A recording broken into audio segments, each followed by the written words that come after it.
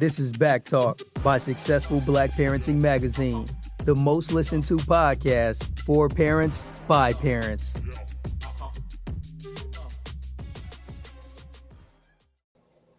Hey there, everyone, and thank you for listening to Back Talk by Successful Black Parenting Magazine, the podcast talk show for parents.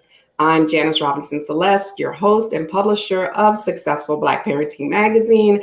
We are broadcasting live on location from the city of ATL right now. I know you can't tell by this dismal room I'm in, but this is where we have the best signal. But we're here in hot Atlanta, and I'll be here all week. So if you see me around, make sure you say hello. And we'll be back in Los Angeles next week. So make sure that you guys join us next week as well. I'll tell you about that at the end of the show. And know that our hashtag for the show is BackTalk, hashtag BackTalk. And you can go to our Facebook page at Successful Black Parenting and share the link with your followers right now. So do that and let people know that you are joining us. You can comment on Facebook and I will post the best comments live on air. All right. So I have to tell you today, our guest is journalist Lindsay Davis. She is an ABC news correspondent who wrote several children's books, but this particular one we're going to talk about is called One Big Heart, and she will read it live on air later on. So stay tuned for that and get the kiddies because they're going to want to hear this. So hi, Lindsay. How are you? Janice, I'm good. Thanks so much for having me on. Well, I appreciate you coming. I heard some great things about you and the things coming in the future. We'll talk about that a little bit later. But can you tell our audience a little bit about yourself, your story, because you're more than just a professional. You are a working mother too. I am. That's the big job. I have a little boy named Aiden. He's 5.5. He adds that half. That's very important.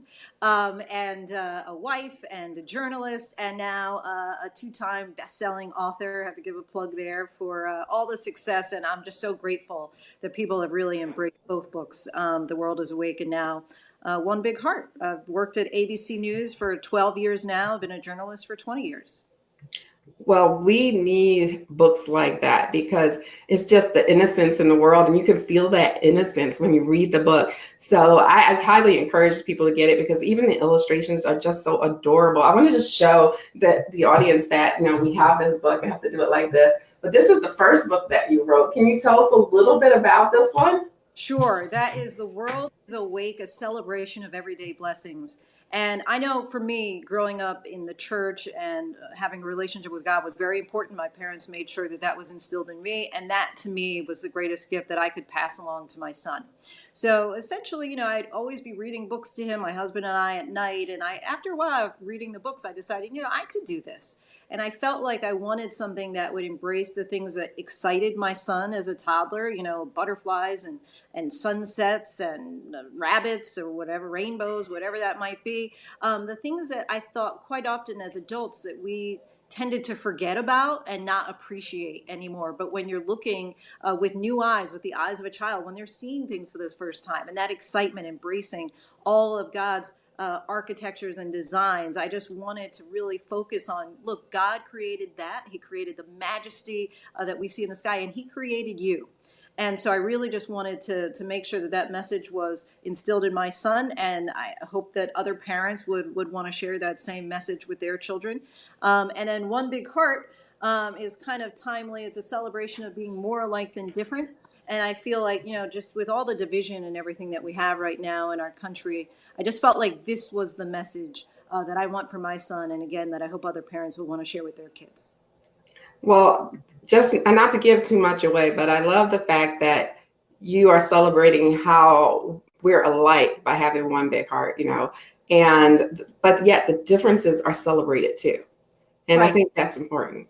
I think that we have to show children the truth, right? Which is we are different and we have different skin colors and different features and different hair and different personalities and different beliefs and different likes and dislikes, right? But then I think that quite often a lot of people stop there, especially as adults. I think that then it's important to say, but hey, look, this is how we're alike. And God gave us all this one special gift, which is the most important part. He gave us hearts. And the reason that that's the most important is because that's where the love starts. And that's how you can start embracing each other. And what I have found is that the children already know this. quite often it's really the adults that have then started focusing on what makes us different and this us versus them mentality. People will often say that, oh, kids don't see color. I totally disagree with that premise. I think that kids do see color. They just don't assign a value to it. And so, when my son goes off, he just started kindergarten and this was his first week of school. And when he comes home talking about a new friend that he's made, he never once will tell me what their race is or what their religion is or what their beliefs are, right? He just immediately about what they have in common, the things that they like to play together at recess or the lunch or whatever it is. That is the immediate thing that kids quite often talk about, what unites them. So I think that this is kind of a double message for the adults who are reading perhaps to the children, just a friendly reminder, right? That, kids actually become the teacher in this way. It's like the student becomes the teacher. We could learn a lot from children. And so I think that children already have this kind of inherently in them. And so this, if nothing else, is really just to instill and be a constant reminder, especially when they're seeing, in the world around them, messages that bombard and combat this basic premise. Right. How did your son like the book? Well, he's, now it's so cute because, and I think this is like a really important message too, that he's started writing and illustrating his own books. And so I think that it's like the kids, when they see, what's possible, then they start doing it. And so I've really been encouraged about that. And so he'll just ask me like, well, where am I in the book? That's always what's most important to him, as far as like the illustrated children, like, which one am I, mommy? But he gets into it. He thinks it's fun. I think he thinks that everybody's parent writes books too. So it's nothing, too special there, but he tells me at least that he likes it. I don't know if he's just, trying to give mom like a little excitement there, but he says he likes it. He gave it a thumbs up. I'm sure it will soon be his favorite book. The children are so adorable. But let me ask you, because you talked about the illustrations, and the illustrations are just so beautiful. Let me put this back up on the screen for 1 minute. They're done so delicately, but just gorgeous, and it just makes you want to turn to the next page. So just let us know how the process worked a little bit. We're working with the illustrator. You also worked with your mother, and I just love that because I love when families involved. So please tell us how she also contributed to it as well. Sure. Yeah, I'll talk about the illustrator first. Lucy Fleming illustrated the first book, and I thought did such a great job. When I was talking to the publisher about what I was looking for initially, I just said I'd like a whimsical scene, something, but at the same time that children could relate to and would seem realistic at the same time. So I thought that she did just such a great job on that. And then we decided, let's do another one together. And so then she illustrated One Big Heart. And I think that she really captures the innocence and essence of children somehow with her art and her design. And my mom is a retired English teacher. She was the first person that basically was responsible, I would say, for my love affair with language and writing and storytelling. And so it only seemed like right, because she's always been my editor anyway. I always, before I send something out of any kind of importance, I'll send it to my mom to say, how does this flow? Is the grammar okay? And so it just felt like the natural next step to do this book with her. And it was a fun collaboration working with my mom. Oh, it's a family affair, and that's what we're all about. And it's nice to have a mom as an English teacher so she can go over all of your work for you before you send it out. I mean, I would love to have that, having an editor is really important, even when you have children's books, I found, because I just published 2 books so far, and I'm working on my 3rd one. So I do know about that. And, even though I run it by family, I still have to run it by my editor. Right. But tell us where we can find your books, One Big Heart. Where is it available? Or anywhere books are sold. So okay. Amazon, if your local bookstore doesn't have it, you can have them order a copy. But for the most part, you can find them in Christian retailers, pretty much anywhere books are sold. Okay. Well, it's about that time. We wanted to give you time to read the story live on air. So if you're listening to the replay, this is the time to grab your children so they can listen. And if you like it, and I'm sure you will, because it's just adorable, go to Amazon and place your order. But are you ready, Lindsay, with your book? We're going to go. Yes. Whenever you're ready. All right. So and let me take this down. Let me see. I'll make sure that it is front and center here. Okay. Mm-hmm. So this is One Big Heart, a celebration of being more alike than different. In one itty bitty corner of our great big world is our teeny tiny classroom filled with happy boys and girls. Each one of us is different, because what fun would that be if I look like my classmates and they all look like me? Our faces make a rainbow, lots of colors all around, shades of tan and melon skin and even chocolate brown. Some are missing two front teeth while others smile with dimples. God made each of us unique. It really is that simple.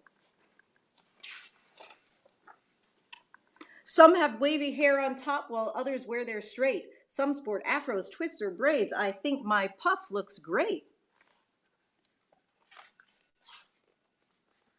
Juan is short and Reed is tall. We're every shape and size. Some have freckles on their nose and some have bright blue eyes. God gave us different bodies that can do amazing things. With one arm, Elle does cartwheels and my friend Amanda sings. Sam loves telling stories and wants to learn to read. Noah wears a bright red cape and runs with super speed. Mila plays a princess with a long pink ruffly dress. Asher likes to jump and splash and often makes a mess. The bell rings and we head outside for recess in the sun. Our giggles and our laughter show we all like having fun. I see those smiling faces and understand today we're more alike than different in many special ways. We each have rhythm deep inside that makes us want to move.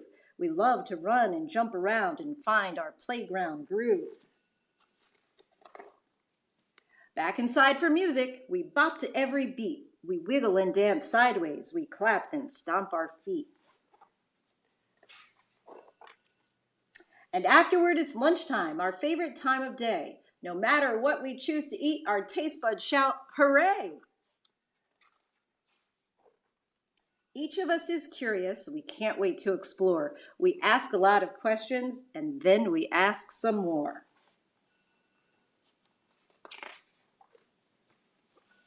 We all like to imagine and let our minds run free, to draw or write or dream about what we'll grow up to be.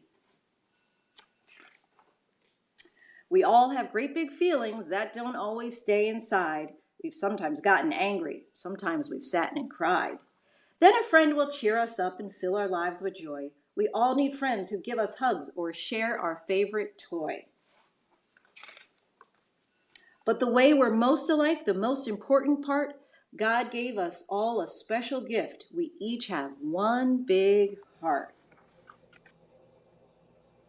We've got a lot of elbows, we've got a lot of hands, we've got eyes to help us see and feet so we can stand. But the thing that matters most is something we can't see. The touch of God that's inside you and also inside me. That's the place where kindness grows and where love gets its start. Deep down in our pumping, thumping, one big heart. And that's the end. That was absolutely beautiful. And One Big Heart is full of innocence. It celebrates all of us. And that's what makes that book very special. Now, I'm going to ask you if you can give our parents or their children a few words of wisdom regarding celebrating physical differences as well as cultural differences that you mentioned in your book, because I think that's just amazing to say, hey, you may be different, but it's great. And we all love it. And it's something we can celebrate together and talk about together. I think that the most important advice that I would give, and I know is certainly important in our family for raising our son, is exposing our children to diversity, to children who look different, to children, we have Elle in the book who only has one arm, and that I think it's important that children see people who are not like them, and a lot of times people have said to me, oh, my daughter or my son, they're so excited because they see somebody in the book who looks just like them. And I think just as important as that is them seeing children who don't look like them. And quite often people will say when we have, books which are still too far and few between, but books that have Black and brown characters, people will think that those books are just for Black and brown children, and that's not true. I mean, I heard a long time ago and read in an essay as well about windows, mirrors, and sliding glass doors, and the idea is that children need a mirror in their children's books so they can see a reflection of themselves. They need a window so that they're able to peer into a world that may otherwise be unfamiliar to them. And if that window is really successful, then it works as a sliding glass door to transport them into that different world. And so if you happen to live in an area that's not diverse, with only children who look exactly like your children, I think that it's important, first of all, to try and expose them in the real world, but secondarily with toys, with dolls, and with books. I think that's perfect for parents to understand that as well. And I love that you said that books with brown and black children aren't just for brown and black children. That's so important. I've been promoting that message as well. Now, just a quick question about your experience as an author, because we have a lot of parents who follow us who want to do what you've done and put out a children's book. But I want to know, like, what's been your best experience so far with being a children's author? Because that's totally different from being a news correspondent. So, but what's been one of your favorite experiences? Well, I think what's interesting is that people will often say it's so different kind of from my day job, but I guess I've always looked at myself as a storyteller. And so, but it's really, so that's the same, that aspect of it. What's really different is the content, right? And so quite often I'm talking about mayhem and murder and death and despair. And so this was a way to really kind of shift that writing and talk about things that are uplifting and joyful. And what I think that the best aspect of all of this has been is really being able to focus on my son in a way that I think I may not have otherwise connected. So I'm really trying to savor and like hold on to a lot of childhood and looking through his eyes. And really, initially I was kind of journaling about, the different things that he was doing. And now I've been channeling that and then writing books. So it's really been a way for me to kind of have this love note to my son, and also kind of life lessons for my son.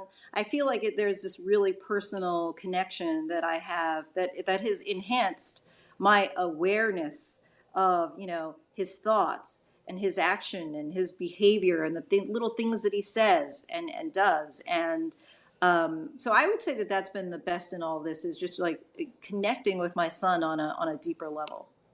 Now, do you have any plans for more books in the future? I do. I have 2 more books that I'm working on now. I'll give kind of a little idea. One is all of my books, all 4 have been inspired by my son. He's tapping me on my shoulder. Do you want to say hello to him? Oh, hello. How are you? So this is Aiden.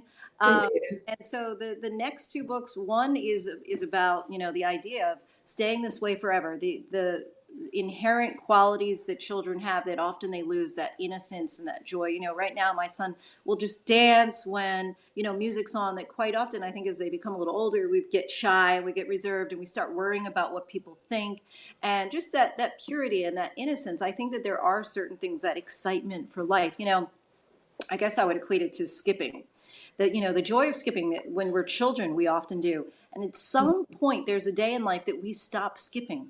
And it's quite, when was the last time you saw an adult skip? But I think it's like, it's holding on and preserving those certain qualities. Of course, there are aspects that as you grow older and become adults that you will lose. And it's beneficial for you to not act like a child in certain ways. But I think there are certain things that we should hold on to. So that's what one book is about.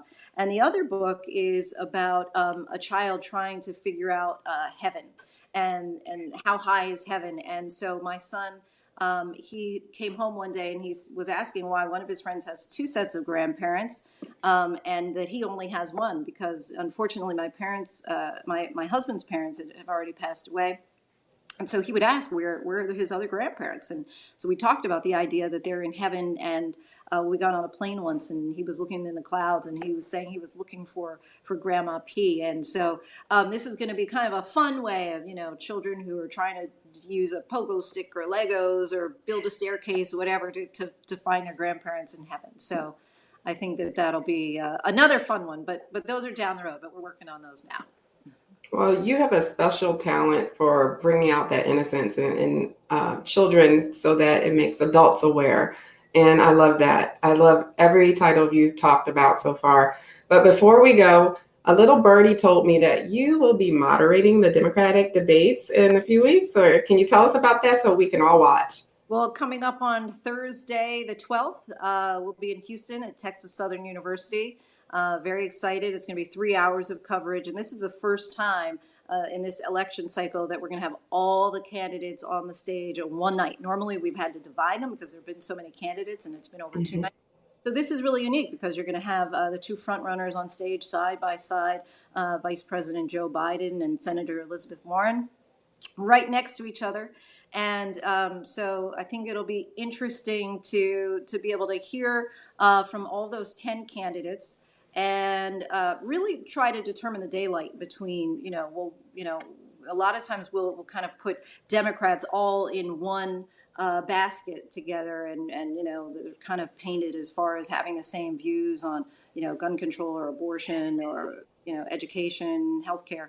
And so we're really going to try and figure out, well, what's the differentiating factors between each of these 10 candidates so that people can really get more to the heart of the issues and what matters most to them. All right. You guys make sure you tune in. This is going to be a great debate. I just want to say thank you all for listening to Back Talk by Successful Black Parenting Magazine, the podcast talk show for parents. If you missed part of the show, no worries. You can just wait a few minutes and click play for the replay of this podcast. You can share it with anyone who needs to hear it. And let's just get the word out about the show. Our next episode will be on Friday, September 13th. Friday the 13th. Here we go. At 6 p.m. I'm a little superstitious. At 6 p.m. Pacific Daylight Time and 9 p.m. Eastern Daylight Time. And I will be interviewing Dr. Carl James. He's developing guidelines to help Black parents navigate the school systems for Black student success. And he did this as a step-by-step guide for each grade level. So make sure you tune in and you can ask questions in the chat on Facebook. If your question gets picked, I will put it up on the screen live. And one more thing, please don't forget to follow us on Twitter and Facebook at Black Parenting One. And we are on Instagram at Black Parenting Magazine. So those are different. And our website, we need you guys to go there because it's full of good content to help you thrive and not just survive. It's successful, blackparenting.com. And be sure to rate our podcast. Until next time, we'll talk soon. Kwaheri means goodbye in Swahili. So I will see you guys next time.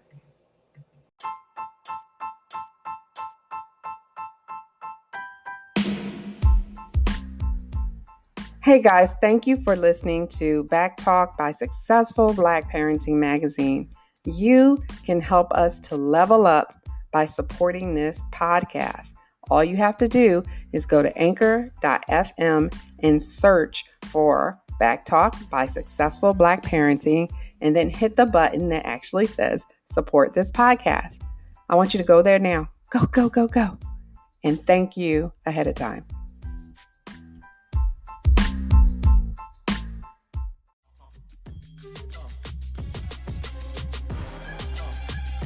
Thanks for tuning in to Back Talk by Successful Black Parenting Magazine. We'll see you soon.